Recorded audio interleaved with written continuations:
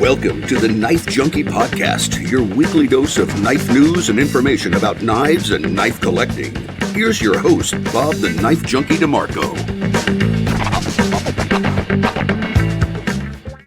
Welcome to the Knife Junkie podcast. I'm Bob DeMarco. On this edition of the show, I'm speaking with Jacob Asuit of Very Good Knife Company. I had my first exposure to Jacob's knives on a few of my favorite YouTube knife channels, Choir Boys Cutlery Outdoors, Peterbilt Knife Guy, and The Last Huntsman, all of whom truly put these very good knives through their paces, much more so than I probably ever will. The knives came through their tests with flying colors, which to me was a thrill, considering I had already fallen in love with how these knives looked and knew it was only a matter of time before I got my hands on one. Well, at Blade Show this year, I got that opportunity and bought a beautiful first strike directly from Jacob and got a chance to meet him in person. We'll talk with Jacob and find out how his knives became so very good. But first, be sure to like, comment, subscribe, hit the notification bell, and download the show to your favorite podcast app. If you want to help the show, you can do that in a number of ways, one of which is to share it with a like-minded individual, or you can become a patron. Quickest way to do that is to scan the QR code on your screen or go to TheKnifeJunkie.com/Patreon. And I might add, if you sign up for 1 year, in one fell swoop, you save 12%. So just head on over to TheKnifeJunkie.com/Patreon. Adventure Delivered, your monthly subscription for hand-picked outdoor, survival, EDC, and other cool gear from our expert team of outdoor professionals. TheKnifeJunkie.com/BattleBox. Jacob, welcome to the Knife Junkie podcast. Thanks for having me. It's a pleasure. And So has been owning the first strike. I'll get this out of the way because I just want to show it off. But So has been owning this first strike, this beautiful Nice clip point blade. And it's really cool that I had a chance to buy it from you and your wife at Blade Show this year. So I'm really happy to have it. Thank you. I've got a first strike sitting right next to me as well. I like them quite a lot. This one is not quite as pretty as yours still. It's been beat up and got some scratches, but I like my first strike. Yeah, Blade Show was a good time. It was great to meet you. Yeah, that wasn't your first Blade Show, was it? That was my first time behind the table. No way. Oh. Yeah, I've been going to Blade shows since I was a little kid. My dad used to take me just about every year. And then when we became knife makers in 2009, we started going every year. And I've only missed a few years in between 2009 and now. And so I've seen a lot of Blade Show. Oh man. Well, okay. So I want to dig into that, but first, you just mentioned you and your dad making knives. Tell us about that. So I started making knives with my dad in 2009. He was a stonemason for about 35 years. And when that all went downhill, 2008 era, he was a massive case collector. And he started selling off his case collection as we needed some money. And being at the gun show, we went to gun shows every weekend for a year, selling case knives. And we started making some knives like kind of like this one. Ooh. And I mean, it's a 440C Pakistan blade with a deer antler handle and piece of true stone on the end. But everybody starts somewhere, and this is where we started, is doing stuff like this, and it just morphed into making our own blades. And I mean, that's half of it right there. So we were at a gun show one weekend, and somebody said, who does your blades, or something along those lines, and our answer was, we bought them. And so they said, oh, you're not a knife maker, you're a knife assembler. And the attitude just kind of changed. So I made knives with my dad under Two Jake's Knives from 2010 full time, 2010 up until 2022. And 2022 I split off on my own. And the beginning of 2023 is when I started Very Good Knife Company. And it's been a ride. Two Jakes. It's like the the sequel to Chinatown, one of my favorite movies of all time. Yep. Two Jakes. So I take it your dad is Jacob. So that's kind of a sobering comment. You're not a knife maker, you're a knife assembler. Did that resonate with you, or did that Oh yeah. bug you? Yeah, no, it definitely you just didn't want to be that anymore once Yeah. you had reached this level. I mean, we were making let's see if I can grab one here. I've got so many knives and I haven't organized, but even still I have so many boxes but um I don't know, there's nothing wrong with this, but we didn't make the blade. And when you can't say that you've done every part, then I mean, does it matter that you did any part? And that was kind of our mentality with it. And of course, in the early stages, the blades were not great, and that's to be expected from somebody new. But we learned our way throughout the journey. We at the prime of Two Jake's Knives, we were making Damascus. This is a Harley chain Damascus over a piece of 1095. This has got mammoth tooth and rosewood, and then here's one with a hippo tooth, and this is Two Jake's Damascus. We made our own Damascus, but it morphed into where I'm at now, having been on the side of really intricate custom work for the majority of my career. Pretty much all of it was high end custom work, very as custom as you could get. And like mammoth tusk and mammoth tooth, and Right. this was my first piece Yep. of Damascus. It's etched really deep, but it's no longer dark because it rusted and I cleaned it all up and it got all shiny on me. But anyhow, I I got to experience the best of that side of things, and throughout the way, I started my own brand in 2015 called Bloodline Knives, and I didn't really know quite what I was doing enough to run with it, and That bloodline knife. Can you hold that up real quick so we can take a yeah, look at it? That looks like a very different aesthetic. This looks kind of in your sort of SE or tops kind of yeah, full bang yeah, construction. during that era is, I mean, that was SE top. Well, I mean, that was the beginning of probably at the right at the rise of the tops era, and that's where I was mentally. Gotcha. I feel like as a maker, where you are with how you like things and what you prefer, definitely has a lot of influence on what you're doing for sure. Like during that time, I also tried to come out with my own Izula, if you will. It's not an Izula in any way, but it's the same class of knife, a skeletonized handle. But this one was called the Cub. It's powder coated as well, and yeah, I did Bloodline up until probably 2018, 2019. And it just kind of fizzled. I never kept up with it because I was still doing Two Jake stuff, and the tensions with my dad and I over that I just kind of left that and I wanted to do Two Jake stuff. It was making more money and it seemed to be the way to go, so I went that way. And then in 2022 when I split, I just decided that I didn't want to do custom work at all. I mean, Mm. not that I didn't enjoy it, because I do. I would rather make a knife that somebody uses. Yeah.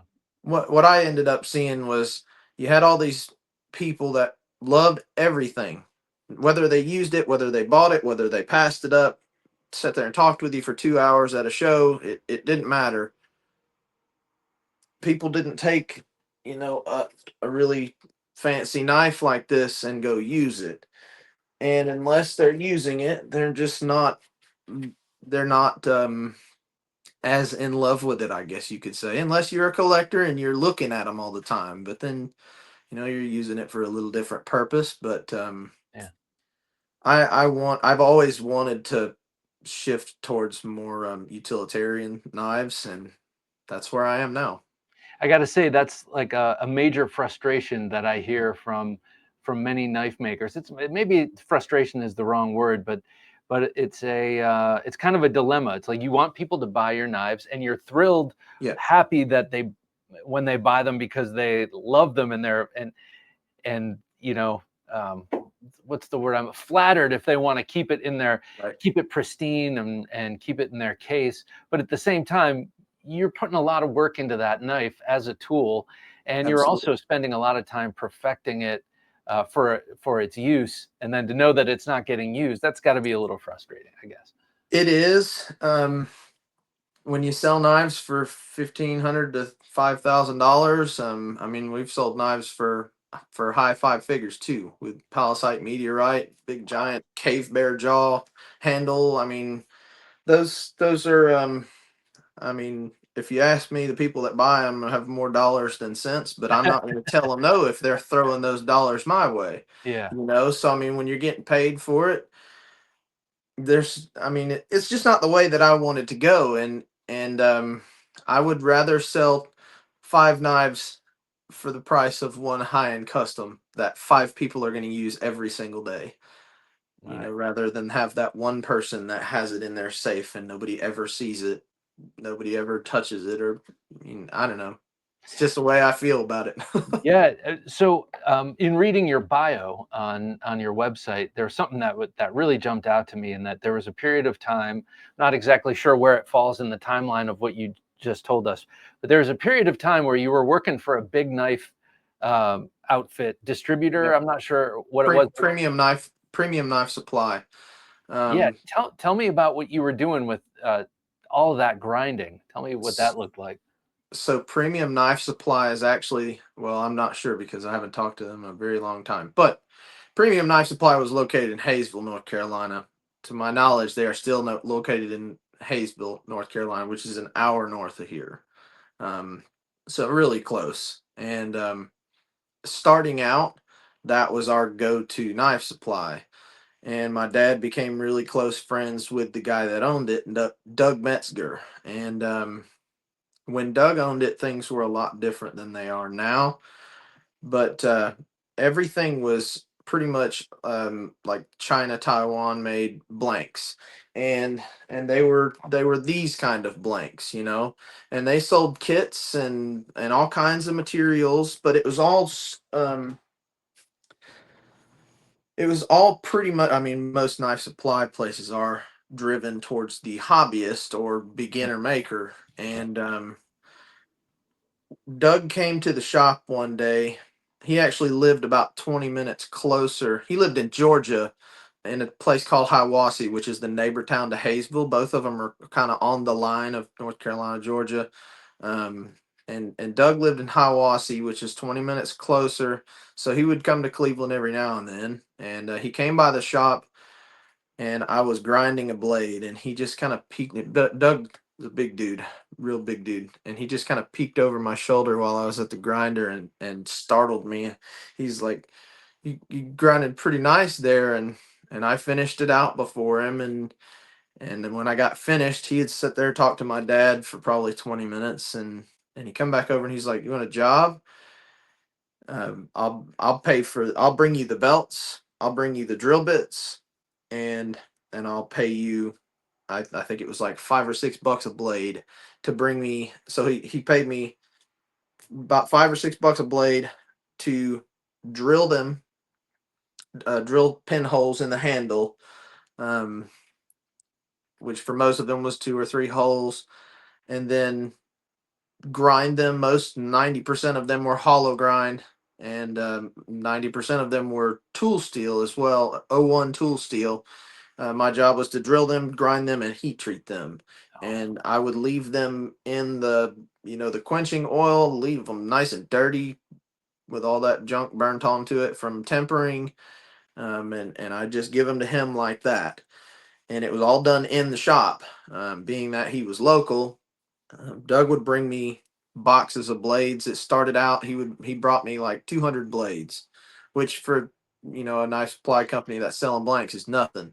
I mean, I would go to the store and watch the packing people that work there pack up 20 or 30 blades in the half hour that I was standing there, so 200 or 300 blades to them is nothing.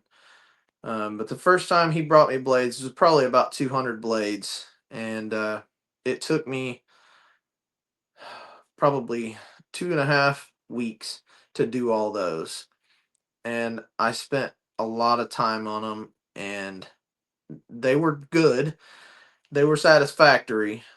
He was trying to go like bring everything American made, so Okay. I wasn't the only maker that he had subcontracted to do this as well. I was one of three at the time, and I don't remember the other two because I never met them. They were up in Hayesville, but I got that gig solely off of my skills that I had at the time, and convenience sake, I would say had a lot to do with it for sure. But as the months went on, I mean, after that first order, he brought me a little more than 400 blades. And Wow. I was like, Doug, I don't know if I can handle all this. He's like, just tell me when you're done, or do half of them and I'll come and get them, or, we'll figure it out. It's not a big deal, but here's your blades, here's your belt. He was bringing me belts. Um, he ended up introducing us to a belt broker, a belt distributor. So we had an abrasives connection pretty early on. With I don't have anymore, but we did at the time. His name was Al. But Al would bring Doug's belts, and he would bring our belts, and I would do work for both of us. But it ended up turning into working for Doug and not doing anything for Two Jakes. And the thing is, though, if you count up all the blades, I made a ton of money, but the amount of blades that I did was worth 50 times the amount of money that I made in experience, Yeah. because I was given access to an unlimited amount of grinding experience. I mean, there was no worrying about cutting them out. There was no worried about doing the profiling or anything. It was just that he brought me laser cut blanks that were raw. I had to clean them up and grind them, and that was all that mattered. And um, it by the end of it, he was bringing me batches of around 600. I have a picture. The picture that's on the website is like 660 blades, and it only took me 2.5 weeks. Whoa. So the first time he brought me blades was about 200 blades. Took me about 2.5 weeks, and the last round of blades he brought me was like 660 blades. Was that picture on that orange table on the website? And by the end of that, I was like, I'm done. I have had enough. I can't do this anymore. I don't even know if I want to do this anymore, because it just became so repetitive. And but by the end of it, I had grown so much in my skills and just grinding alone. It was worth every bit of it, and I'd do it all again for sure. It's like you were a monk getting your reps in, and uh, you came out the other side just Definitely. wow. Yep. Well, I mean, you know, not to toot your horn, but I got to say it's very evident when I look, Yep. and I looked at all of the knives on your table, and they are all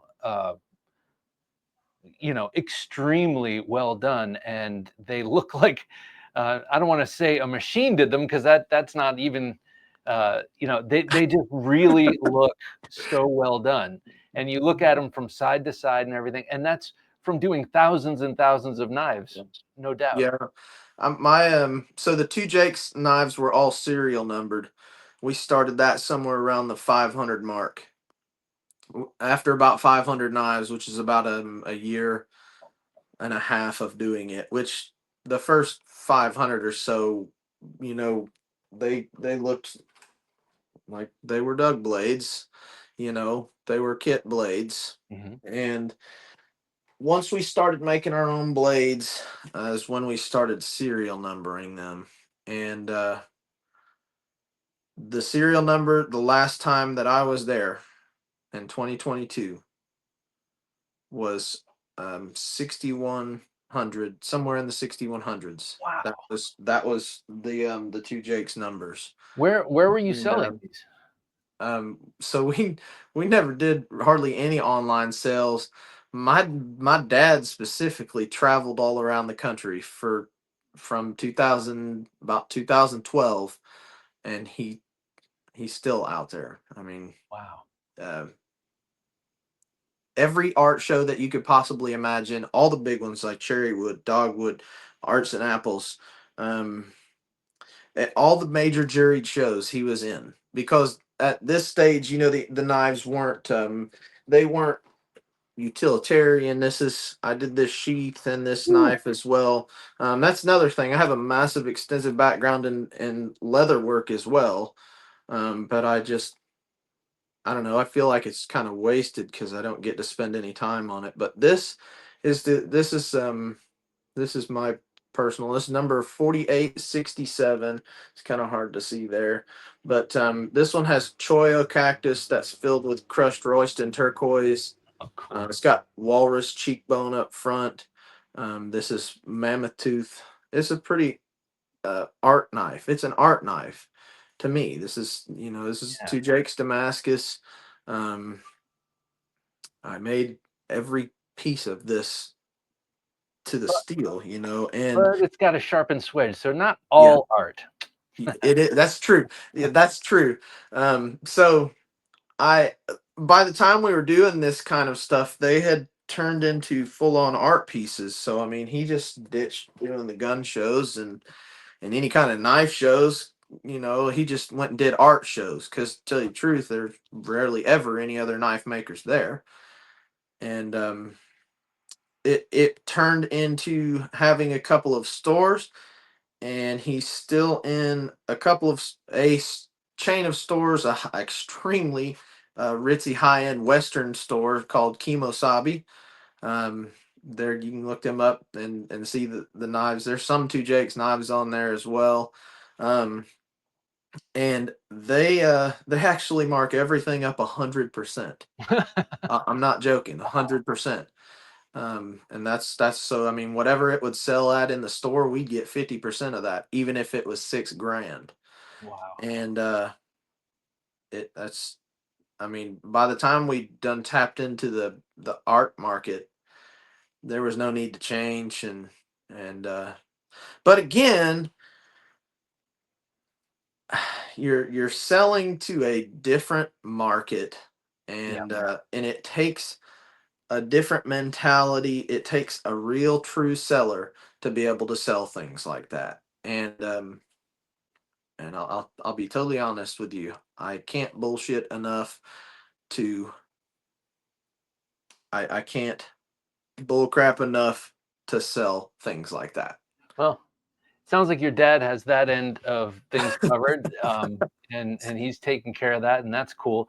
And then eventually you light out on your own, Yeah. and so how did that happen? Like after you left the company, how did you decide to? I mean, did you know you were going to do another knife company, or No. so how did No. tell us how about the birth of Very Good Knife Company? Um, so so things that just working with family, I'll just say is I'll never be able to tell it all. Not in 15 podcasts. Not in 15 podcasts a day for 15 years. I wouldn't be able to tell you it all. It's not fun. I'll just say that. And it really changed me as a person. Um, it has changed my life in every single way that I could have ever imagined, in ways that I would have never been able to imagine. So in 2021, um, I had a dirt bike wreck. It was pretty minor, but I ended up tearing off this finger, Hmm. and then crushing this one as well. So these two dudes are broke, but they still work fine. It should have been a minor thing, but I went to a local hospital instead of the good hospital because I mean I thought it shouldn't have been as major as it was, but I ended up back in the hospital the next day, septic, and it about killed me. over something. I mean, it was seriously. I mean, this one was kind of hot dogged and tore off, but it got drugged through the dirt, and the local hospital sewed it up, and I went septic, and I spent 3 days in the hospital. It about killed me, and it drained so much energy off of me. I mean, it's unexplainable how sepsis can rot you, and the recovery from that was way more than it should have ever been. So I was out for a month and 2 months, and during that 2 months, I built a brand new website for Two Jakes. I spent 250 hours on a brand new website, and it was beautiful. It was a great looking website.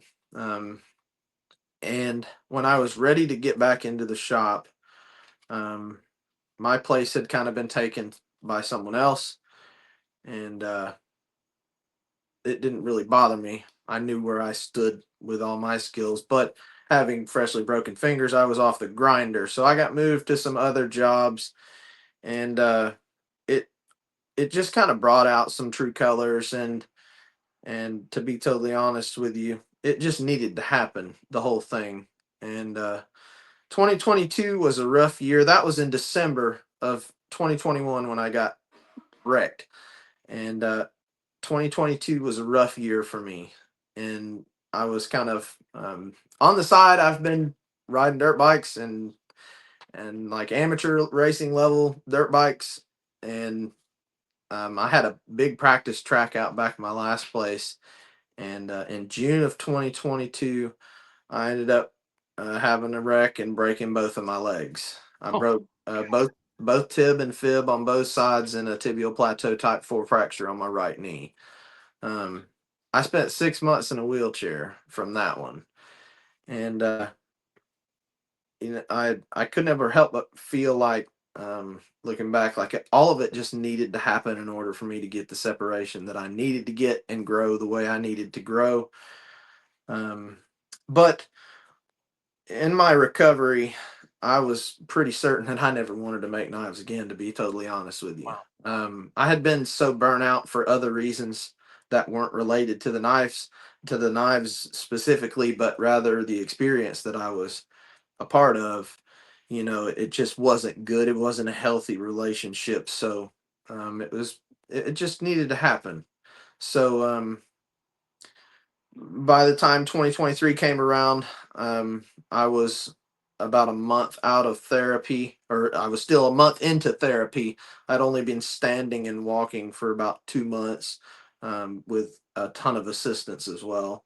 Um, and by the time I was ready to like get back to doing something like work wise, we had already had events that had already happened and conversations had already happened, and I had already quit. I had split with him during, I was in a wheelchair when I split with him. Um, and by the time 2023 came around, I was ready to go back to work. I didn't know what I was going to do. I didn't know. I had been making knives for 12 years. And I mean, what else do you do? I mean, it was literally my only job for 12 years. The only other thing that I did in those from 2010 up to 2022 up to now.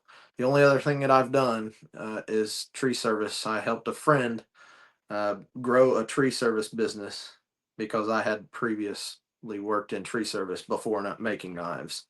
Um, but that was also an on the side thing. I was still doing knives full time, just once or twice a week. I was working with him, but 12 years of making knives and not really knowing or doing anything else.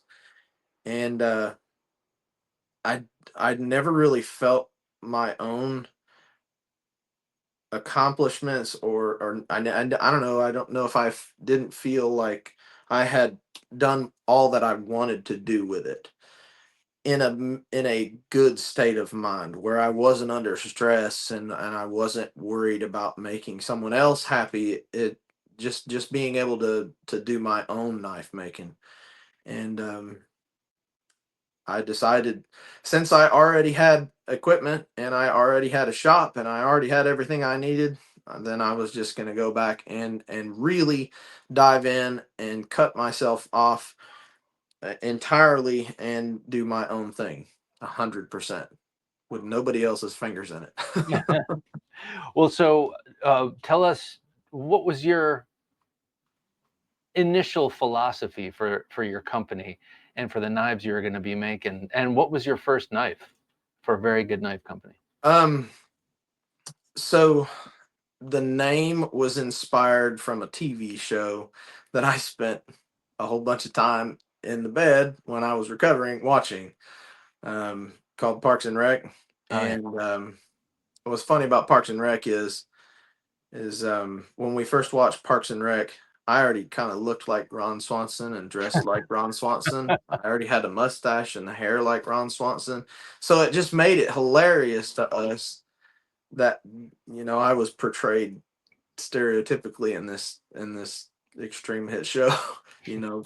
But in the later of the series of the show, he started a company called Very Good Building and Development Company, and and pretty much his thing was I wanted to display or portray the quality of my work without seeming arrogant or too straightforward, but telling you pretty much just is what you get, and that's the way it is. And not only that, but it's a name to stand behind too. You can't just show up and half-ass it. It's got to meet its name, and it doesn't say the very best either, though.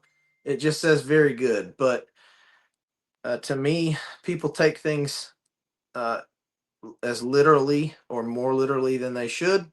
And I'm not going to tell anybody that they're wrong for doing that. I'm not saying that I don't do that, but um, it's not something that I can ever slouch on. I just can't slouch on the name very good. So if the product has got it stamped right on the side, it's pure accountability, and that's just the way it is. Yeah, yeah, no kidding. That's going to keep you straight for a long time. And Jim is now scrolling through your designs, and you have a lot of designs. And Yeah, as a there's matter a of fact, few that's not on there yet yeah, too. like the eagle, which is so cool. This giant sacks. I love that thing.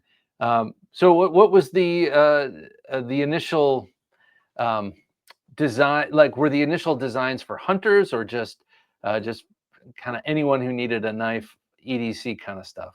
So on the page there, you'd see the number one knife is the Adventure, and so I actually started making this knife with Bloodline, and it looked a little different, but this is the Bloodline Adventure, and the blade's pretty much the same.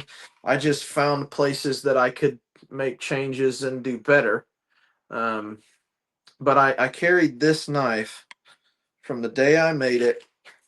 Um, I carried it for 2.5 years, and it went around the country with me doing art shows with my dad. And I quit carrying it because the sheath quit holding the knife, and I was too attached to it by that point to let it go. And then I ended up changing it into what it is now. This is Bloodline Adventure. This is the revised version, and it is pretty much identical to what I make now.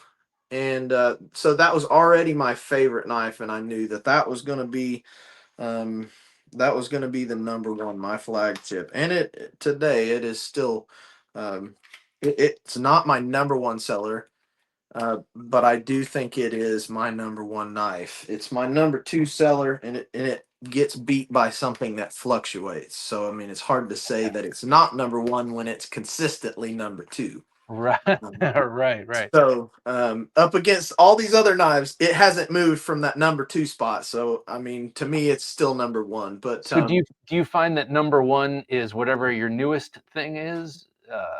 it it has changed, and it um my number one seller can be whatever I want it to be because I can only make so much at one time.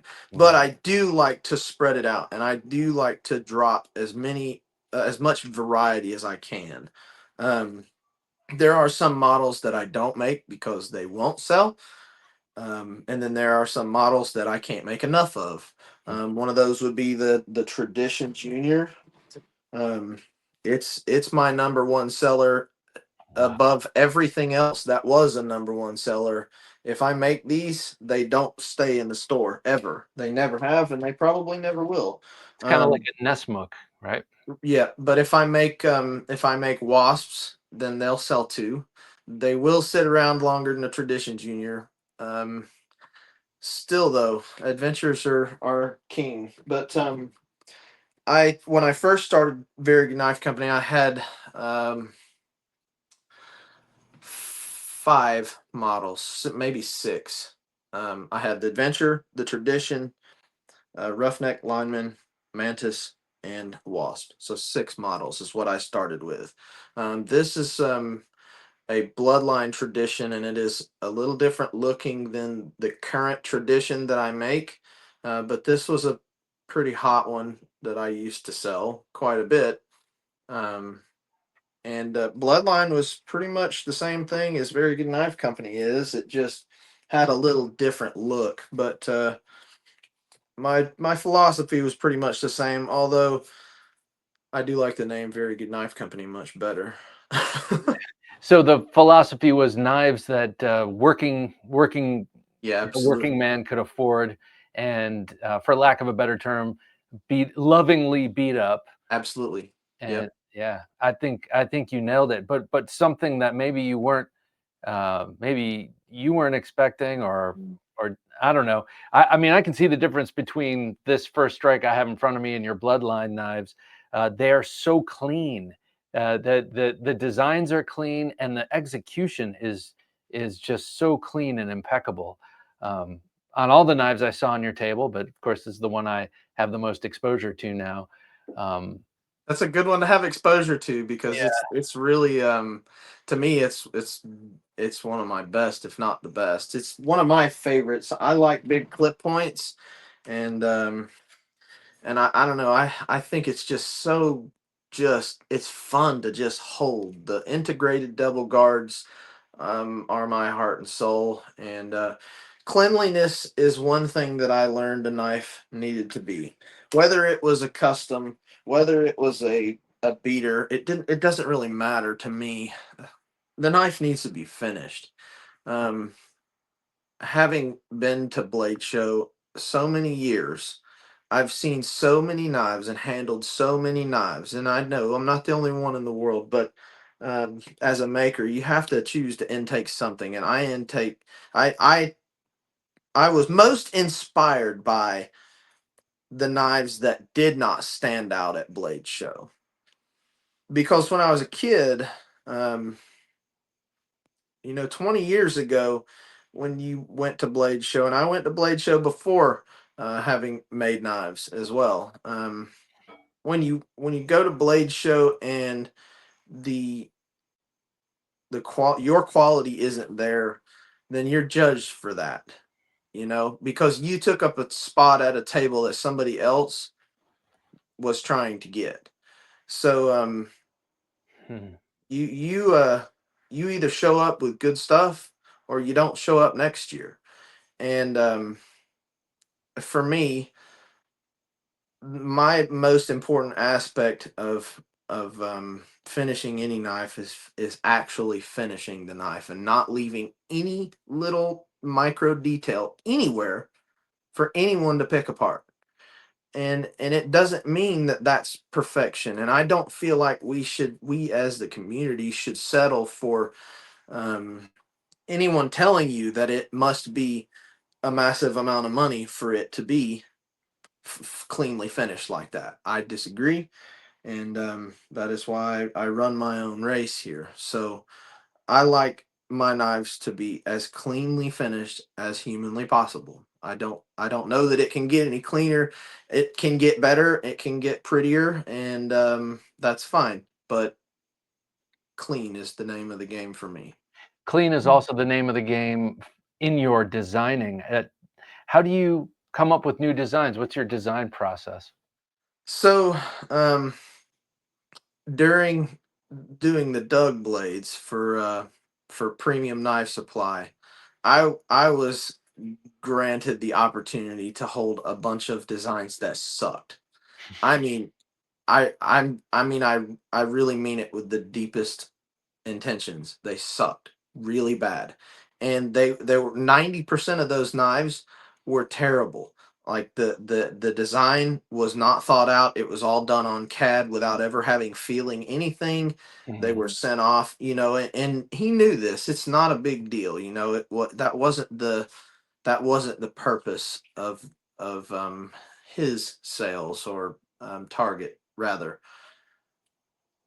I was granted the opportunity to touch a whole bunch of no good knives, and so you learn what not to do. That's a good way to start with designing knives, is over and over and over feeling every little trial of aesthetics. I mean, really, that's what a lot of it is aesthetic issues, or rather chasing aesthetic quality rather than actual hand feel quality, if that makes any sense. Yeah.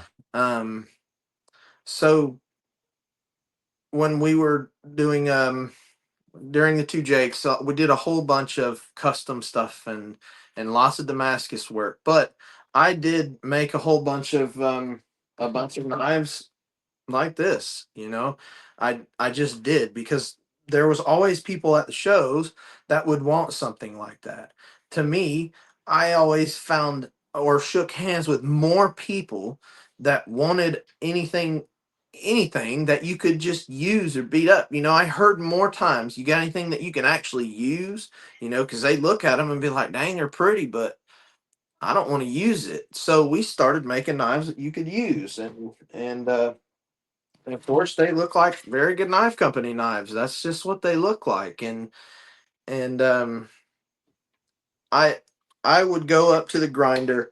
I would cut out knife after knife. This was for two Jake stuff. I would take pieces of bar stock and cut them into short pieces.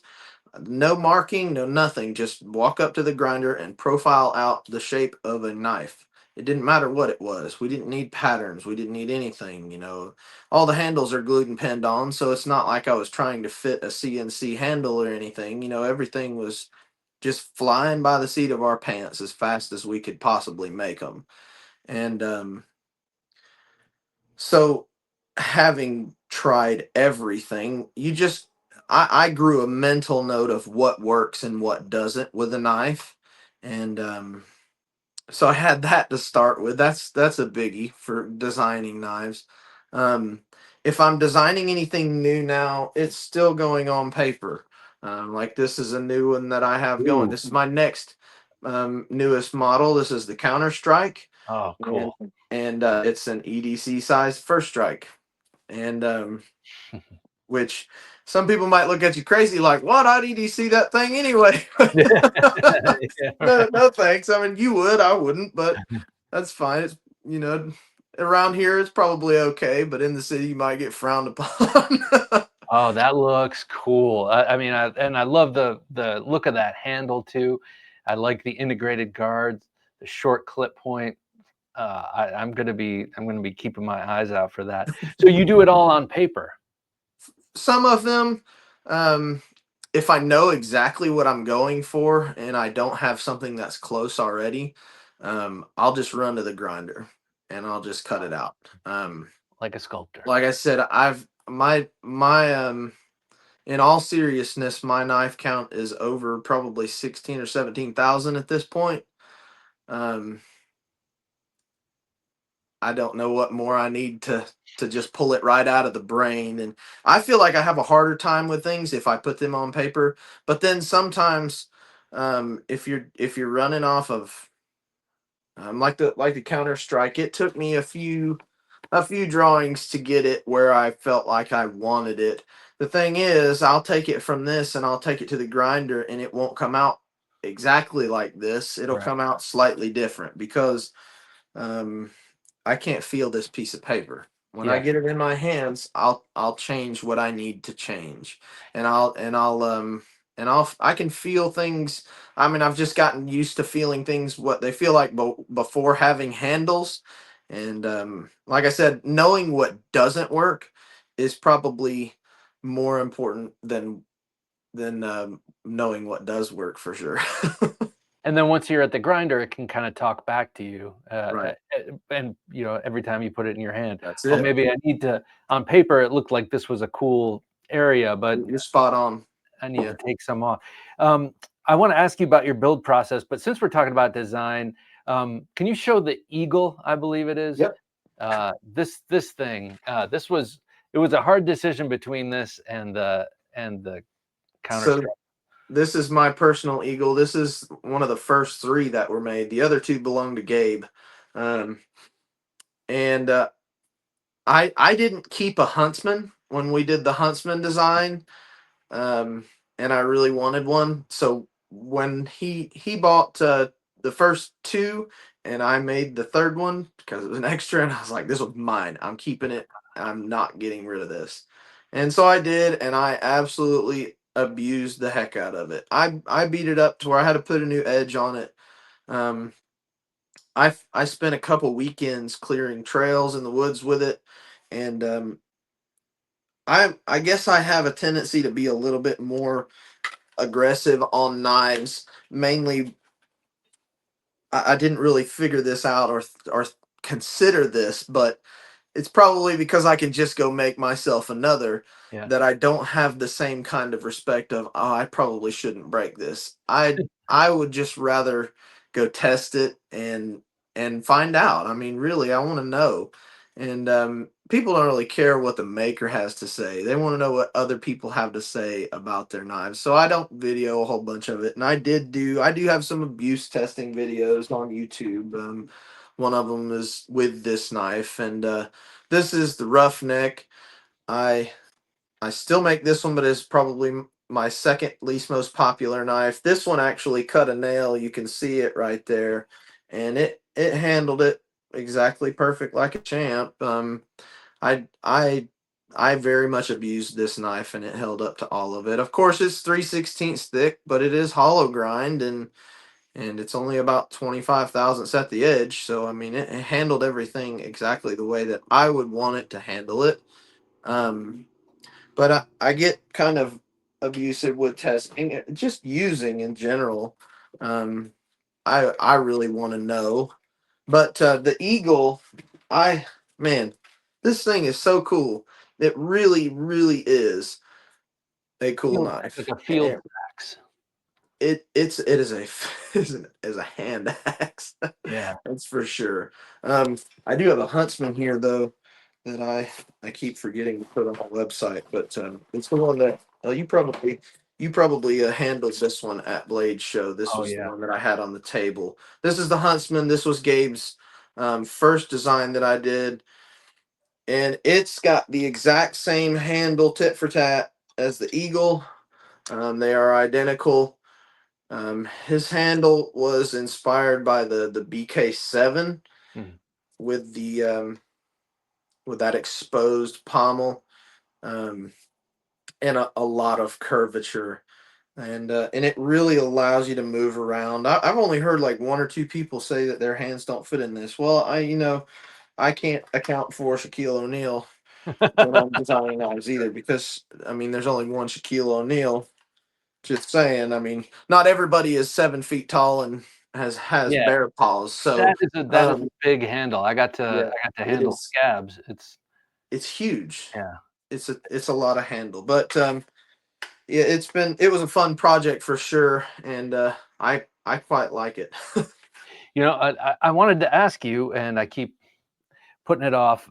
How do you make them? Um, like, take us soup to nuts through making one of these knives.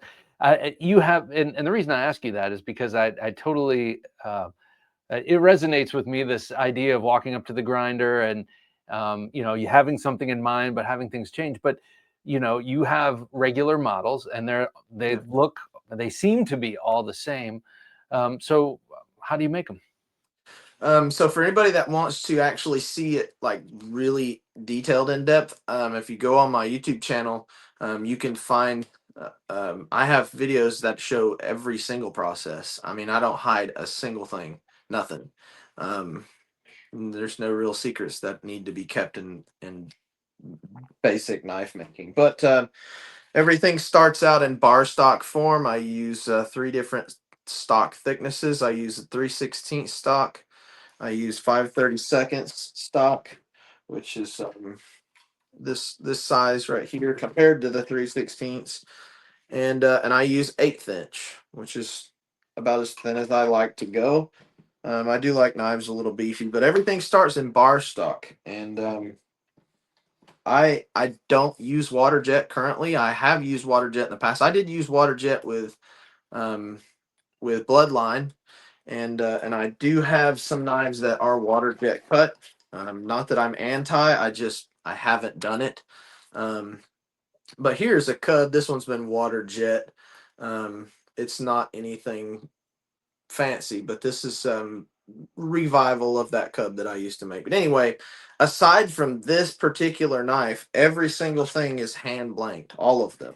Wow. And I did a live stream, was it yesterday or the day before? I do try and go live in the shop, and I show all of the processes on live stream too. Sometimes I'm live for 4 or 5 hours, but anyhow, everything is bar stock. It's all stock removal. Um, I use layout die and old school patterns. That's the way that I was taught to do things, and I shadowed some people like I learned a good bit from Ray Ennis from Entrek Knives. Ray's dead now. I used to love Entrek knives. Yep. Yep. Some of the best ever made too. Probably the best ever made with 440C, that's for sure. But anyhow, Ray was a good knife maker, and I learned the things that I needed to learn about cutting corners efficiently and not the wrong way. Things that you just don't need to do, and things that you do need to do. So I still do things the way that he was doing things, which is layout, die, and pattern. So um, everything's hand blanks, and I'm able to get them. I mean, as close as water jet cutting is able to get them. I don't feel that it needs to be any more precise. Um, I do every process in house, even heat treating. So heat treating, sometimes I do that on live stream as well. You can watch that as well. But I do have a video on that. I heat treat in an old even heat kiln, a Set Pro. It's I do have a new kiln coming, but they take 6 to 8 weeks. So hopefully mine survives that much longer because it's done thousands and thousands and thousands of knives, um, and as far as handles go, handles are as basic as it gets. I use basic materials, things that won't really have any issue with durability, like micarta. I love canvas micarta because it's almost as tough as the steel, Yeah. and I really like to simplify things. So um, I have little jigs and little setups that help me here and there, but as far as like the grinding goes, everything's done 100% freehand. I don't use jigs. I don't use any jigs at all for grinding them. In fact, when we first started trying to learn how to hollow grind, we ended up buying one of those $800 hollow grinding jigs from Jantz, and they were always advertised in Blade magazine, and we thought that's got to be it. That's got to be the game changer. And it probably did 50 or 60 knives that ended up in a cabinet somewhere. I don't know where it is nowadays, but it wasn't efficient. And there's a lot of people that are grinding with jigs now, and I have no hate towards you. Um, but in truth, if any of you want to ever progress, you got to get it out. You got to get out of that because the time that you're wasting and the things that you're not learning by not holding the knife and feeling it. Um, you can get better, but there are ways to simplify things for sure. And I've I mean that's half of my job on the daily is trying to figure out other ways to simplify things And my recent job has been trying to figure out how to simplify things to teach someone else. I'm gonna hopefully bring in an apprentice here real soon. So Oh, okay. Well, I was going to ask you what the number one thing you've learned uh, in this particular business, Very Good Knife Company, as opposed to the other knife outfits, including Two Jakes before. What's the number one business thing you've learned? well, nothing's for certain, that's for sure. I have learned um, that in knife making, you go one of two ways. You continue to go custom, or you take it to a next step and you go production. If you try and stay in between for too long, you will burn yourself out. I guarantee you, you will burn yourself out. Um, I understand burnout on knife making to the deepest of levels. I've made knives, hundreds of knives in a row that I did not want to make, that I didn't want to do. I didn't want anything to do with them. And the thing is, if you've overextended yourself, you're losing sight of what you originally started for. Um, Even if it is going to a high level.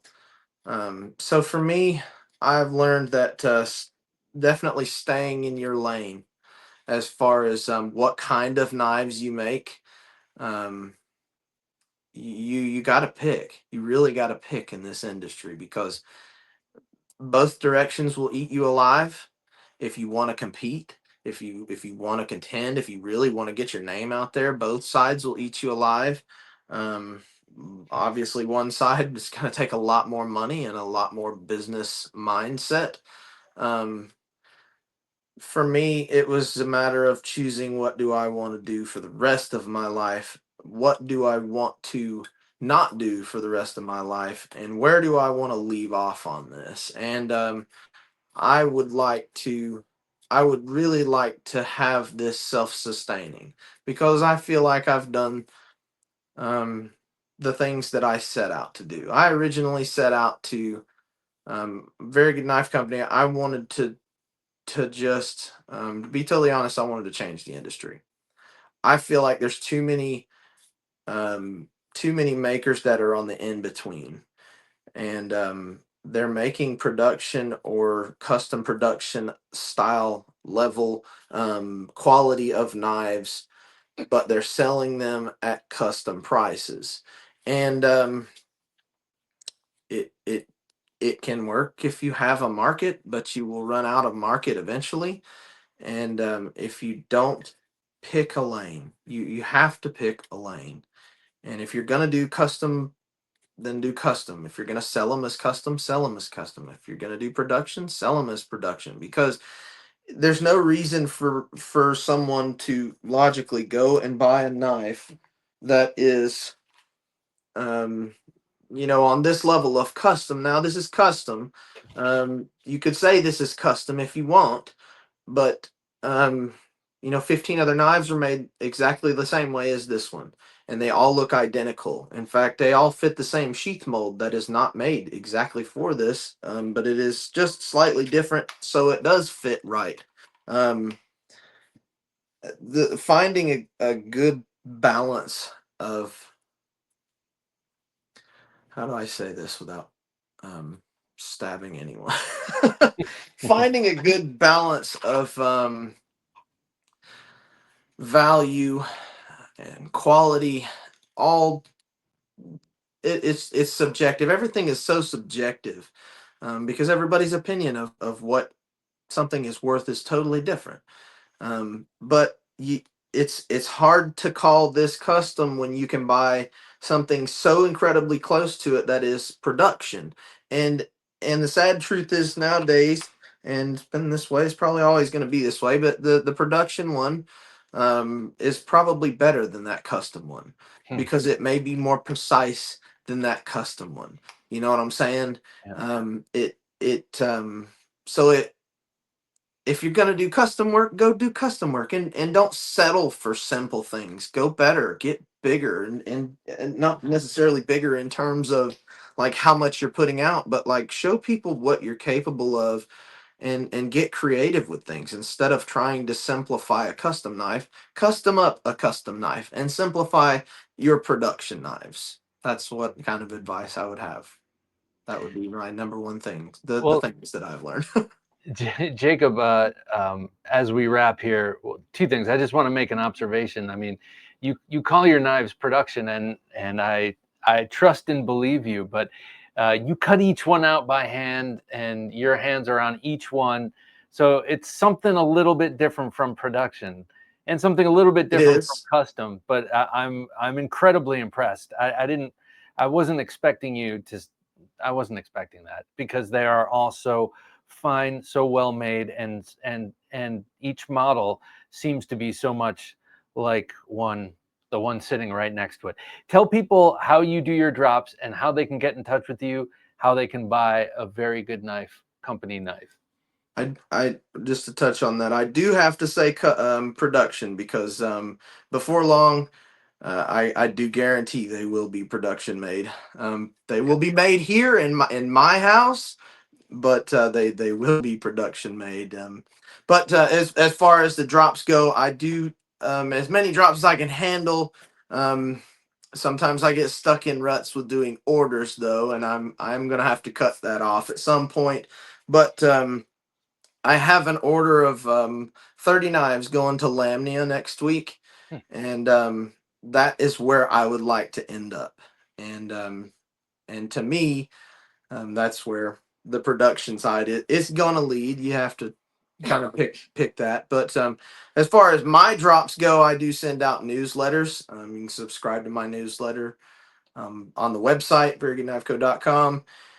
And on a normal basis, I like to do 2 drops a month, every other week. And my drops are anywhere from 20 to 40, and that's where I'm able to keep it right now. But I will increase. I guarantee you, I will increase those numbers tenfold in the next couple of years. Outstanding. We all look forward to it. Jacob Asuit of Very Good Knife Company, thank you so much for coming on the show. It's been a real pleasure talking with you. I knew it would be just from meeting you, for very briefly at Blade Show, but man, I'm so glad we made this happen. Thanks a lot. Thanks for having me.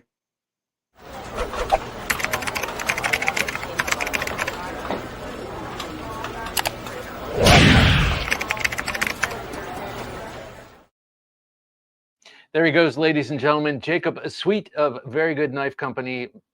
Whatever you do, you have to check out one of his knives.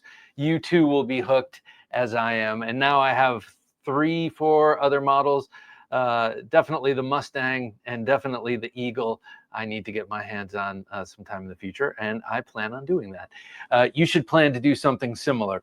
All right, for Jim working his magic behind the switcher, I'm Bob DeMarco saying until next time, don't take dull for an answer. Thanks for listening to the Knife Junkie podcast. If you enjoyed the show, please rate and review at reviewthepodcast.com. For show notes for today's episode, additional resources, and to listen to past episodes, visit our website, TheKnifeJunkie.com. You can also watch our latest videos on YouTube at TheKnifeJunkie.com/YouTube.